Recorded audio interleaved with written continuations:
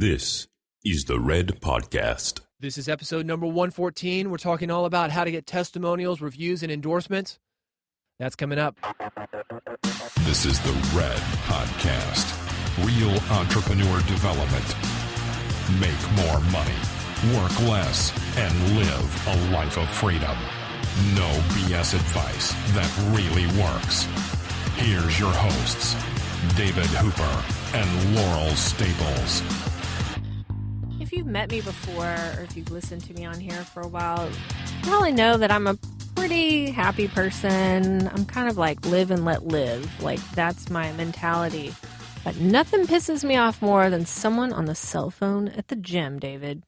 Yeah, it's awful. It's awful because you're like trapped, especially if you're on an elliptical machine, a treadmill, a bike. You're in the middle of your workout. You can't leave at that point. I was so irritated yesterday because I went to the gym and I got on the exercise bike and I'm riding along and I'm thinking my thoughts and, I'm in my little zone. And there are so many exercise machines that are empty, like in this whole floor of the YMCA. And this guy comes and gets on the one right next to me and hops on and gets on the cell phone and has this really loud conversation in his hick accent. And I want to kill this guy. And I'm thinking about my options. It's like, okay, I could talk to him and say, hey, could you please hang up the phone? But I can't, there's no YMCA signs that say cell phones aren't permitted. So I have nothing to reference. And I was like, then he might start yelling at me, which would make it worse. So I was like, that's not going to work. And then I thought, well, I could move. And then I was like, well, I only have 10 minutes left and it's logging everything into this bike system. And so I didn't want to do that. So I just sat there and got angry. And then when I sprayed down the machine, I sprayed his leg. And that was my only recourse. It was really sad. It's a very fine line when somebody is doing something to agitate you, the equivalent of stepping on your toe. Whose responsibility is it? Is it your responsibility to move? Is it your responsibility because you had your toe there? When should you speak up? I don't know. I don't know the answer to that. It took me back to that place of, do I stand up for myself? Is this a time to speak my truth? Stand up and say, hey, this is how I want things. But you don't want to be that guy, that's complaining about every single thing ever. Sometimes it's so much easier, as you said, live and let live. If you get a sandwich and there's a pickle on it and you don't want a pickle, just take it off. You don't need to send the whole thing back. Exactly. So at what point do you say something to that person that bothers you? And I don't know the answer there, but never get on the cell phone at the gym. If you're around me, I will kill you. It's just, there it is. I put it out there. I'm going to expand on that. Never get on a mobile phone when there is a captive audience around you. Yep. It really disturbs people to only hear one side of the conversation. That's the reason that it's so annoying. Exactly. Yeah, so this is my rant. Also, never listen to your music without headphones. Just don't do it. Keeping it real with Laurel Staples. This is the Red Podcast. Red stands for Real Entrepreneur Development. We help you build an audience, sell more products, and make more money. We are business optimizers. We're going to show you how to be more effective in your marketing, more efficient, finding the hidden money sitting right in front of you, and show you how to live life on your terms. And on this episode, we're going to talk about how to get testimonials and endorsements.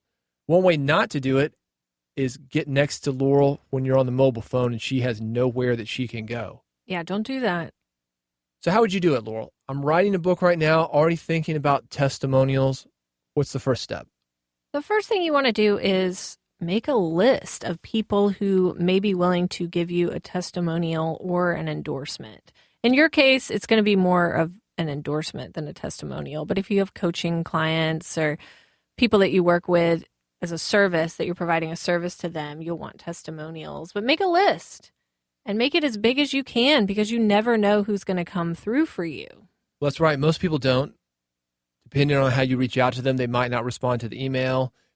Sometimes it's weird to call people, it puts them on the spot. So I would say, make a list, write down everybody that you know. The list needs to be big. It could be personal. It could be business connections. It could be your client base. I would say go through Facebook, Twitter, iPhone, LinkedIn, wherever your contacts are. Write it out. Keep in mind, though, you don't want your mother writing you an endorsement or anyone like that. So you said personal there. They can be your personal contacts, but make sure it's not family members or your husband or wife or somebody trying to give you a testimonial. That's just kind of fakey. Unless you're trying to be hilarious. How many books have you gotten where there's a testimonial from the guy's mother? Kind of funny. Or it was funny the first couple times, but we see that a lot.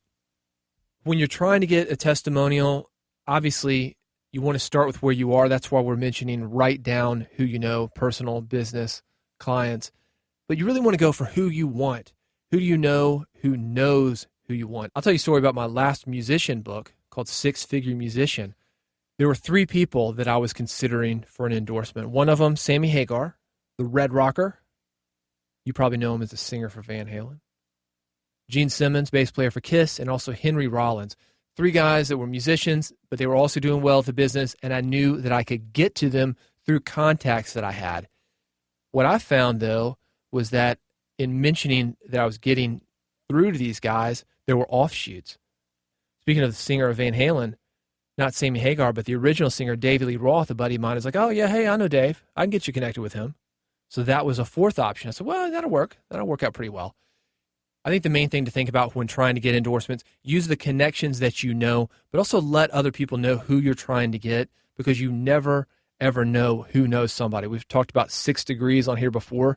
You know the 6 degrees theory, Laurel, that through 6 degrees of separation, everybody in the world knows everybody else. And an industry such as music, such as podcasting, such as marketing, it's really about a 2 or 3 degree separation. I'm always amazed getting on LinkedIn where they have who your contacts are and who else they know.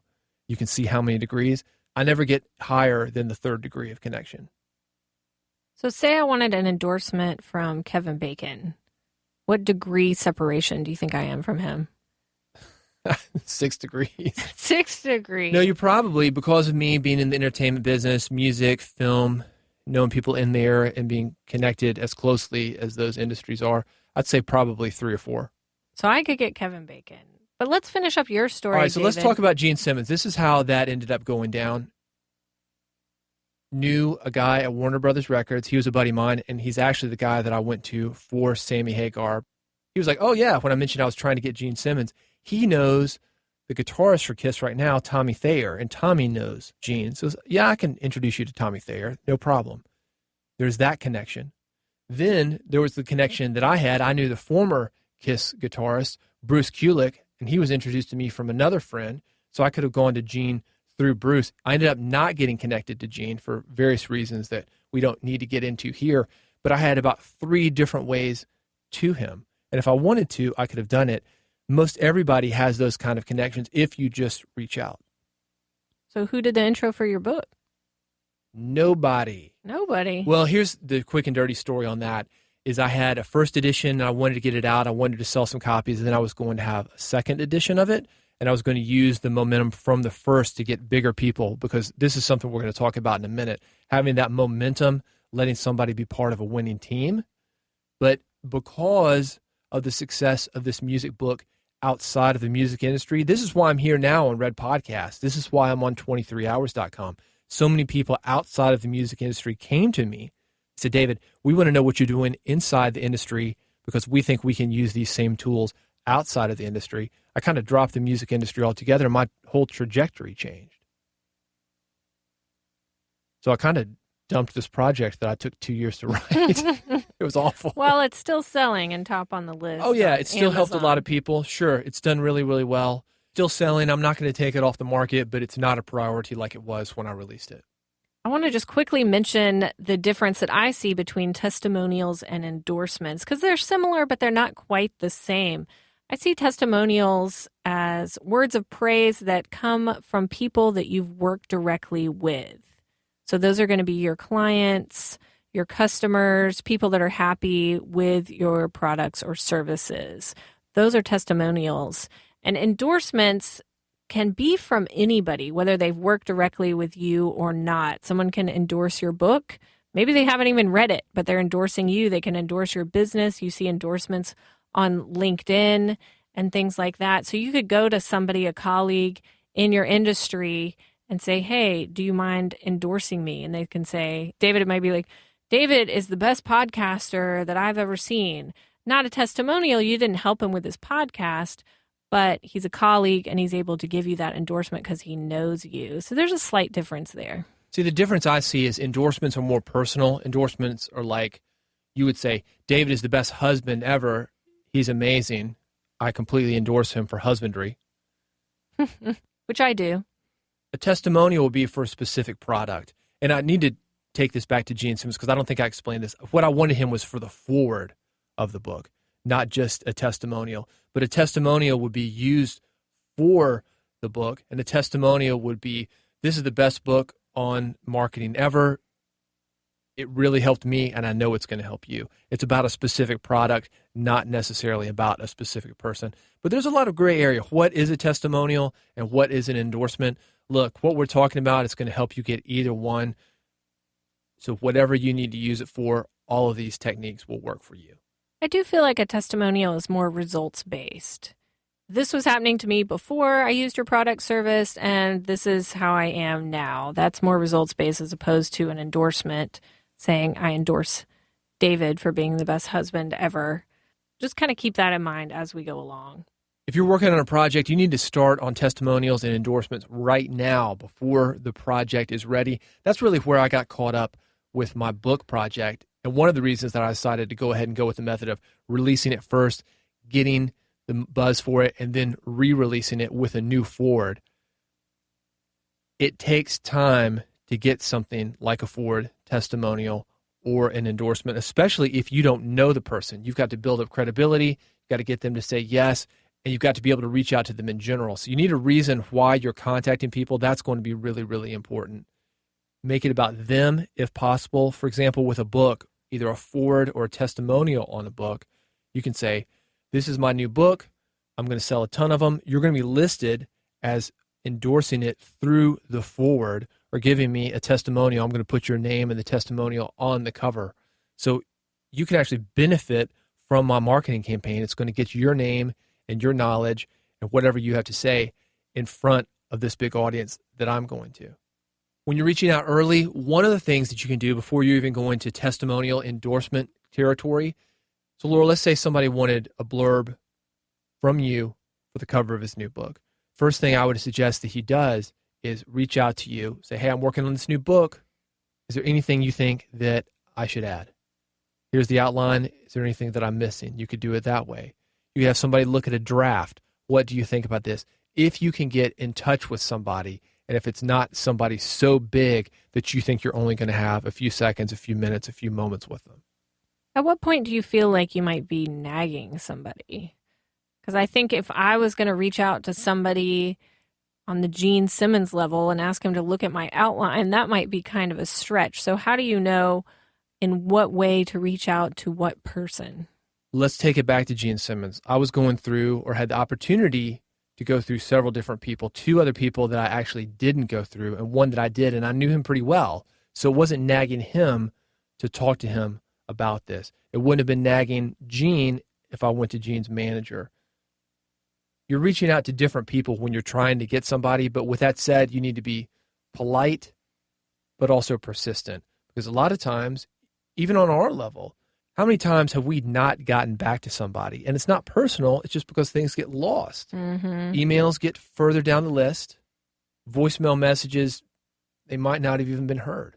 I think it's a 2-step process. Help, then endorsement. That's the way to play that game. Don't just go to somebody for an endorsement without asking for help first, unless you know them, unless you've got a reputation. Because by the time, if you use the 2-step process, you go back to them, they're already somewhat familiar with you. They've seen you coming up. They've seen you do what you said you're going to do. They know you're going to follow through with what you say that you're going to do in the future. Do you feel like asking for help as your first interaction is the only way to go? Or do you just recommend reaching out in some capacity or offering value to them before asking for the endorsement? Well, I think you do need to offer value. If there's somebody that you can hire, I would certainly not be against hiring somebody and having that kind of relationship. Hiring speeds things up. Spending money speeds things up. So if you can get them for an hour, if you can go to some kind of seminar, hire them for coaching, whatever you need to do, that's a great way to cut through a lot of the noise and get to somebody directly. something I've seen over the years in the music business. You've seen it in the entertainment industry.